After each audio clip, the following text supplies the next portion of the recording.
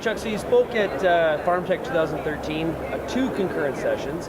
What has been kind of the feel from the pulse growers in terms of this market? Are they optimistic that this may turn around before planting, or are they pessimistic? What's kind of the feeling?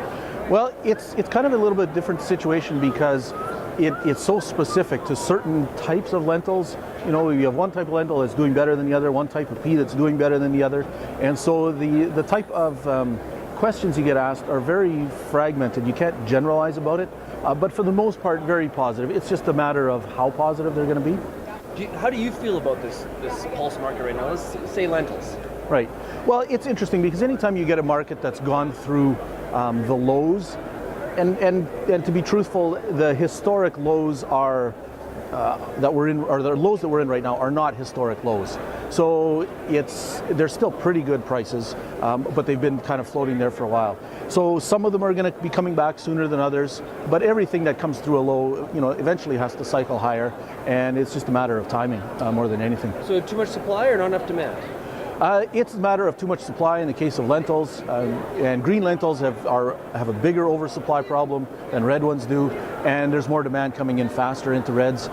In the situation of green peas, you just have almost no supplies, and the demand is steady. It's not bigger demand, but it's just steady demand with almost no supplies. And in the case of yellow peas, it's a pretty balanced kind of a picture actually, where you have solid supplies and solid demand, and so that's why that market is just kind of hovering in there. But I think that one is one that has some potential to turn higher soon too. So Alberta and Saskatchewan, their pulse grower groups, have very optimistic or big growth targets. Mm-hmm. We're going to have to really increase demand if we're going to increase supply then. Well, there are lots of opportunities to increase demand, and not necessarily in the traditional markets. If you look back 10 years, we've doubled production, we've quadrupled exports, and I don't think we can draw a straight line and just keep going for the next 10 years. But there are lots of other markets in terms of value added, fractionation of pulses, pulling it into proteins and starches and things like that. And so we can move it into a lot of areas, not the traditional ones, but into new areas. And there's new crops, there's maybe dry beans, lots of questions about faba beans always, and that one, it could be a huge market for us, but we need to get some things together, or act together first on that. Is there a pulse crop that's sort of being underestimated for this growing season that you think may, whether it's price-wise or acre-wise, may sort of maybe surprise us?